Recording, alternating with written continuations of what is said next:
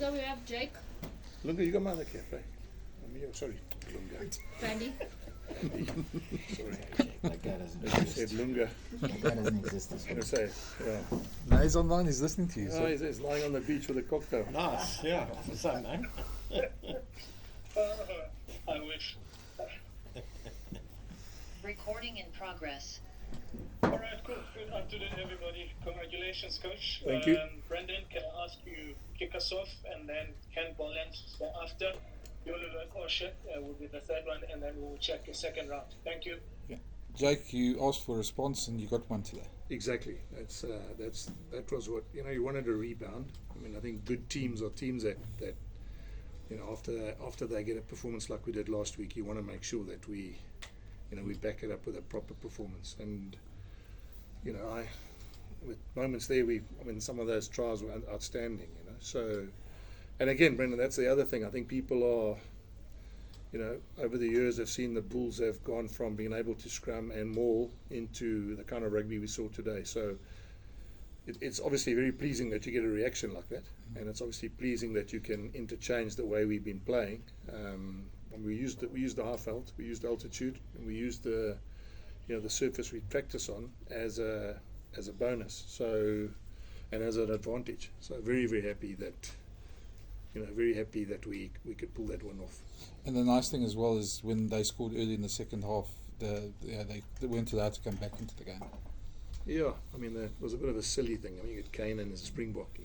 He could have caught that ball. I don't know why. The next one that came, exactly the same ball, he caught it. You get a guy like Villy, who's obviously a double World Cup winner, gets charged down after we get a massive turnover in our.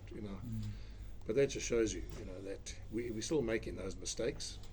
And that'll come with time, but to score as many tries as we did, and as you say, leak one or two, which we probably shouldn't have. It's something we're going to have to look at, because as you get deeper into this comp, you're not going to be able to give teams trials like that and expect to beat them. Just a word maybe on JF. Stepping up in ground, and he was exceptional today. Unbelievable. He's 19 years old. If you Google him, he turns 20 in May. Yeah. It's incredible, And the way that he got picked, he was always going to be on the bench, but the way he got picked was literally 10 minutes before kickoff, when we decided we weren't going to risk Ruan Nokia. And then you say, right, you're starting, And he played like he's a seasoned pro, But I've said it, we got unbelievable young juniors coming through in our system. Cameron Anakom who's come through, Jeff, who's an S under 20 lock.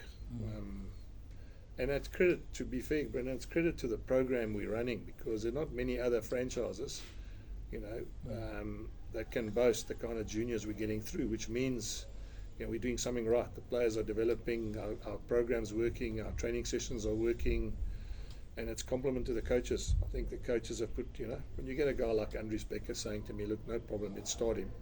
It's a nice boost for a head coach when your forwards coach says, don't worry, it'll be fine, Last one from me. Are you a big Munster fan tomorrow? Jeez, I'm going to wear red the whole day, Especially because I haven't got any travel arrangements from SA Rugby, which again, last time we went to Leinster, we had to fly in 8 different aeroplanes, and I suppose it's going to be the same. It's going to be another. I haven't got any flight details yet. So either they didn't think we were going to win, or they waited till the last minute to book those flights, and it's frustrating. It's really frustrating. I think SA Rugby probably shouting for Munster, because then they won't be exposed on flights out of here. Who books a holiday or a travel abroad on a Sunday night at 4 o'clock when you want to leave that week to go to a game with 40 people? So I'm glad you asked me that question.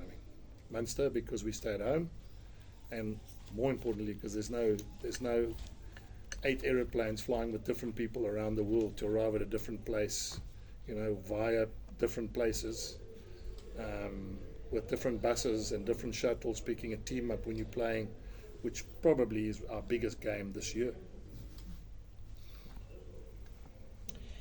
Well done, Jake.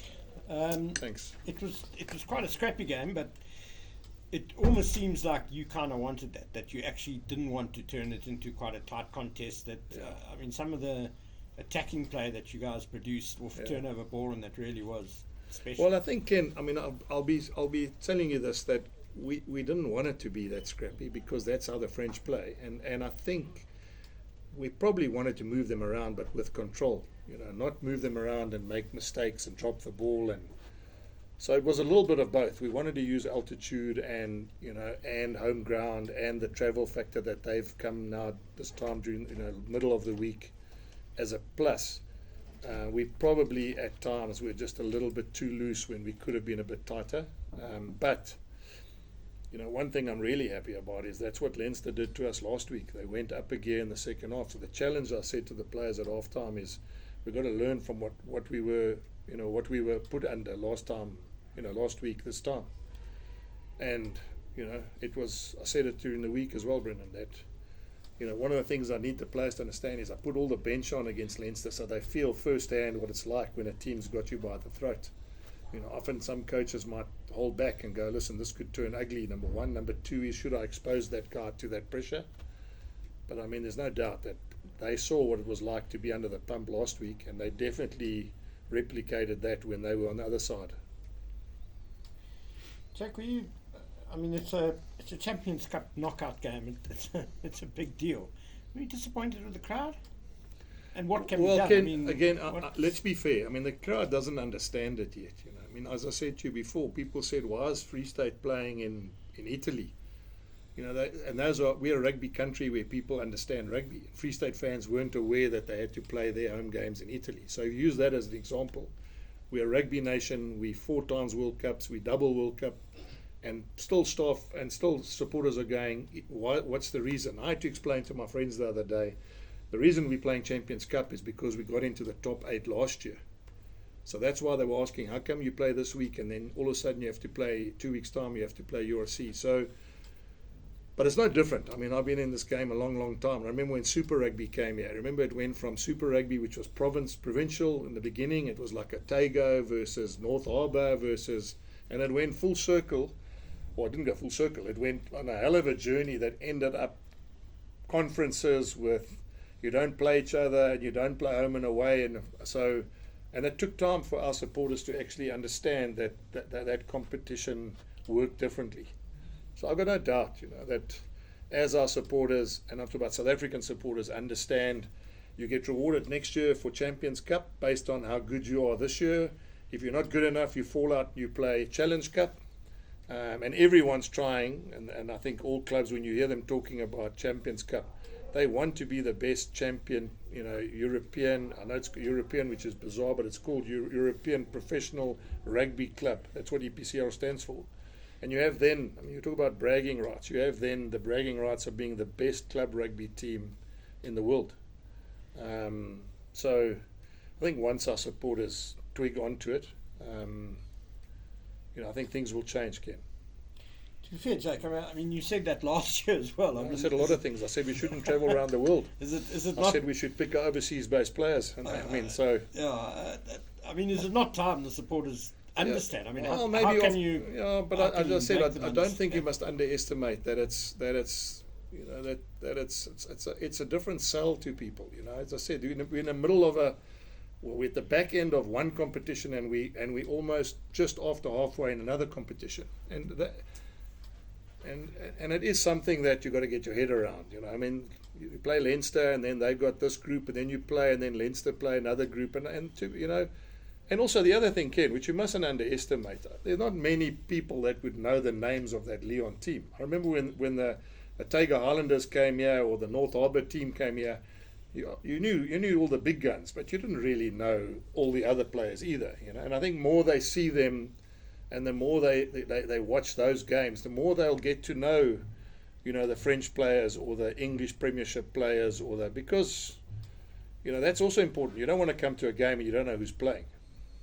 Jake, also a 1:30 kickoff, not something that's the norm in South African rugby. How did that affect your guys' schedule throughout the week, training wise, trying to factor that change the way that? Well, I said to the guys through the week, I mean, it probably suits us ideally. Firstly, it's hot. Secondly, it's altitude. Thirdly, most of these boys would have played first 15 rugby at their schools, which would have been between 1:30 and 2:30 in the afternoon. So it's probably they're used to that time frame as guys coming through the ranks. But I mean, I was at the World Cup in 2007. The kickoffs are after 9 o'clock at night. World Cup games. So, when you have all these teams, someone has to play the early game, someone has to play the late game. There's all the other logistical things that have to take place. And I think it suits us as South Africans to play a day game. Not that we don't want to play night games, but I mean Loftus in the afternoon. I think the only thing that happened today is there were a lot of derby games in Pretoria. Our first 15 games, Garsfontein played Affies. Chances are they're not going to give up watching their kids play and come to Loftus. So, but I think I suppose also important to understand you can't accommodate every team when you have 16 teams playing with 8 games on one weekend, and someone's got to play Sunday, someone's got to play late Saturday, someone's got to. So you've got to just adapt, and I think that's the lesson I also took out of today. You lose your lock 15 minutes before kickoff. You adapt to playing 1:30. You adapt to the fact you've just flown home. You adapt to the fact that you're not sure whether you're leaving on Tuesday or staying here and playing here. If we play Munster, it's Sunday afternoon. If we play Northampton, it's Saturday evening. Now again, that means logistically, when are we leaving? Which flights are we going on? Are we staying? And I don't think that everyone has tweaked onto that. I don't think everyone involved in the game. If we blame the supporters, I don't think people have tweaked on. This is now the quarter-final of Europe. You imagine Barcelona playing Liverpool in the quarter-final of Champions Cup football, and they didn't know if they're leaving Tuesday or staying till Sunday. And where would we get that? And just on the topic of logistics and travel, you've often mentioned that the traveling and also playing in between the RC and this competition, it gets grueling, especially for South African teams and the roster that you guys have. But when you get this far in this competition, are you also excited to see just how far you can stretch this group of players in both competitions? Well, today's testament to what I've been saying. A guy like Jeff Van Heerden, 19 years old, has to play in a Champions Cup game. I mean, isn't that going to be a bonus for us going forward that caliber of player or that age group player is good enough to play at this level? And that's what we try and grow. Guys, so just again, share with you. Last year we got knocked over by Toulouse away from home in a top 16 playoff game. So this time last year we had to play away, we lost to Toulouse. And we all know Toulouse is an incredible team. A year later we get the chance to host the game. So already we've improved because on the pecking order of Champions Cup we've already qualified for a home game. And secondly, we've won this game, which means we go to another level, which is now the top 8. And if that continues to grow, as in a club, that we go to semi-finals and finals and we give ourselves a chance to win it, which there are a lot of factors that still get to play, guys. The kind of players you have in your squad, the way you travel, the depth that you have, all those things that I talk about every week, then we'll get there. But I'm also fully understanding, guys, that the tougher you get, or the longer you get in this competition, the tougher it's going to become. Jake, just a word about that first Lyon try. I mean, technically it wasn't against the laws, but maybe a bit against the spirit of the game. Yeah. What if that happens in a semi-final and it's a winning try? It's happened with me against Ireland. So, I mean, Paul Honus. Paul Honus asked John Smith to talk to someone, and when I looked again, O'Gara scored. So, to be honest with you, I didn't even realize what happened. I thought he was going back to give the penalty where the high tackle was, where Willie had made that tackle. And when I looked again, then I saw the water boy with the water standing next to the kicker. And I couldn't quite understand. And then I was told by people that the number 9 had tapped and scored. So, look, shouldn't there be a kind of understanding that can't be allowed? I mean, there was a medic on the field also at that stage. Yeah. There was a medic on the field when Italy kicked the winning kick against France and hit the pole. So, again, I don't want to be facetious. I'm saying that is the magnitude of this competition. It doesn't look that bad because we win. If we lose that game, that thing becomes, and that's part of where I talk about being adaptable, about learning from what's coming. This is not the last time it's ever going to happen to any team, and we got to we've got to be street smart, you know. And with that, Chris, is that street smartness comes from time and it comes from experience. That's where you pick up street smartness. You know, you don't buy experience. So it'll take time. I mean, I'm really happy and I'm really proud, but I'm also fully aware. The La Rochelles, the Toulouses, the Leinsters, you know, the Saracens, there's a reason why they have a star on their chest, is they've won this comp. You know. Jack, you guys making the last 8 of this competition, how will it help in terms of your recruitment? You know, guys seeing that you guys are the team that makes the Yeah, unlike football, because I think in football, and I've mentioned this to you, some players that have contracts in football clubs, if they don't make Champions Cup, have the ability to go to clubs that do play Champions Cup. We're not there yet. But what we will do is, I think the thing that we've gained more is not so much the win today, but Kainan is still 21, Ludwig still 21, Jeff van Heerden's 19. What it sells out is that this province will play youngsters, and that if you want to have an opportunity, you come to the Bulls, because we're not afraid to put you into these situations. And that for me is, whenever I meet dads from, you know, what must I do? Where should I send my son? You know, which province do you think you should go to? All I can answer is, look at the Cameron Hannekoms and the Reinhard Ludwigs and the Jeff van Heerdens and the Kainan Moody's, and then you make a decision, because, as they say, you know, the proof is in the pudding, and that's what I'm so excited about. I mean, that our depth is getting bigger and bigger and bigger, and the competition per position is getting stronger and stronger. So hopefully that'll help our recruitment, that people will want to come to the Bulls and be part of this team that's growing. Jack, how happy were you with the performance of your outside backs, you know, bringing that X factor element within the game? I was happy, but I also think sometimes we kicked the ball away, you know. I mean, I couldn't work out why, when we had numbers outside, or when we had opportunity to keep the ball in hand, that we opted to grubber it through, you know. I mean, you saw what happened in the second half when Kainan decided, you know, I'm going to go through the hole, and he held on to it. We scored. When Kirtley decided he wants to use his footwork and beat guys one-on-one, we scored. Even that try, I mean, that got to be maybe the try of the season. I mean, I know it's biased, but geez, from our own try line, everyone touched the ball, tight forwards, loose forwards, and then Emmy scored under the poles, you know. So that is also a massive boost for me, because what it says is we can play in different ways. You know, we can use our backs, like you say, and we also got to be good enough to use our forwards. Just lastly from my side, in terms of the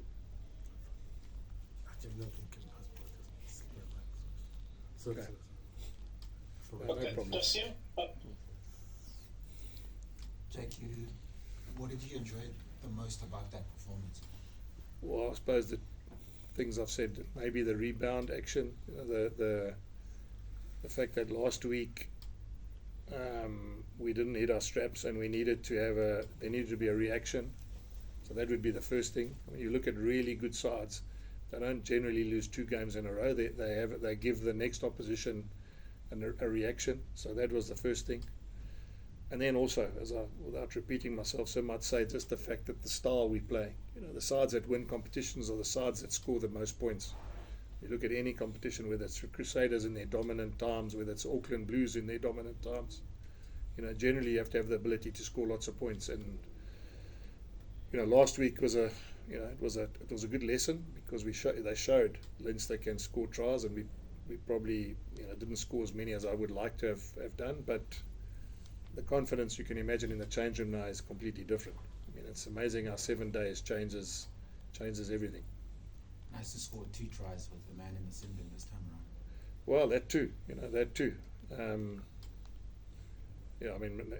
mean, I don't even, to be fair, I don't sit there going, okay, we need to. I think the way we managed the game in the second half as well, you know, the way we kicked. I mean, we nearly get two 50-22s, which is, you know, you look how many are in a season. We nearly got 2 in one game. So management of understanding, we needed them to play from depth. We needed them to, you know, to run the full length of the field to score against us. I was much more pleased with that sort of adult, mature way of understanding. Once we got to a point where they had to chase the game, all we had to do was keep control. Thanks. Just Thanks, guys. On the floor, Ashfaq with the final 2 questions for the session, please. Thanks, and I Jack. Great scoreboard and 9 tries, and as you said, some spectacular tries there. But just in terms of the belief going forward when it's tight and it's Northampton away or Leinster away, the belief to continue playing like that even away from home. I know conditions are different and you know the wind and rain could determine your style as well. Yeah. But just backing yourself a bit more, do you think that was a lesson that the guys can take out from today? Yeah, sure. I just don't understand why you say Northampton away. You obviously don't think Munster can win. Well, they've lost Anthony Snyman today, so. Oh, did they? He's not, but yeah, he's out. Okay. No, I mean, Ashfaq, I'm being, no, I'm Ashfaq, I'm just trying to say, I mean, look, Northampton away, I'm going to go tomorrow, watch the game. Obviously, we've got some stats on them. They're the top side in England. They're number 1 on the league. Playing there when it's 8 o'clock at night, maybe raining, maybe cold, is very different to 1:30 at Loftus when the sun's shining. And that's what I was saying earlier, Ashfaq. The ability to be adaptable in all circumstances is the team that can go on and win this competition. And you know, we're not there yet. I must stress. I'm not sitting here going, "Hang on, boys, we've got the recipe now, and everyone must watch out." I'm fully aware of the fact that small steps. I mean, I've watched this tournament for a long time now, and I've seen sides like Racing come really close to winning, and Racing have had incredible teams, incredible squad, incredible coaches, and they too found it hard to take the next step into winning the competition. That's why you look at Toulouse 5 times, Leinster 4 times, you know, Saracens. There's a reason why those teams continue, but they didn't start. You know, they didn't start in year 1 and in year 3 were winning championships like that. So it'll just be, for me, it'll just be a learning and a growing part for us to, and obviously the quicker we can do it, the better it's going to be for us as a group.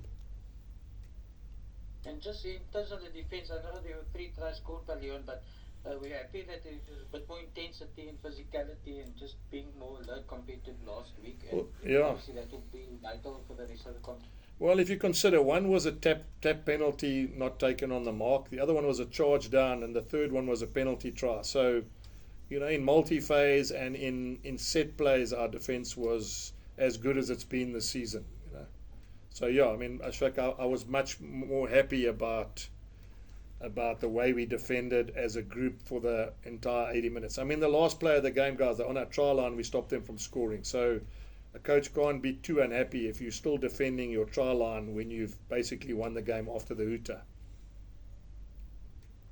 And just one more, Jack, you mentioned that if you play Northampton, you play on the Saturday night, but if you play Munster at Loftus, you play on the Sunday. Correct. Surely the organisers should make it the other way around, because, I mean, you have to travel to England if Northampton wins, but then you have 1 day less. Surely. Munster get the extra day if they travel here.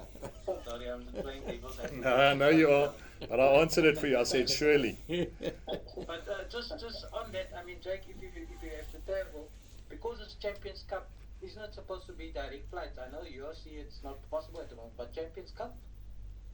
Yeah, no, it can be direct flights if there's seats available. But if you wait till Sunday night and expect 40 guys to get a flight directly to London, it's highly unlikely you're going to get it, Ashfaq. So yes, the ideal world is everyone should fly from Joburg to London, and from London they should bus to Northampton, and they should come back after the game, London back to Joburg, so we're ready for our next URC game. That you're 100% right, Ashfaq. That's surely should have happened. Thank you so much, Coach. Thank you. Congratulations. Thank you. Everybody. Thank you.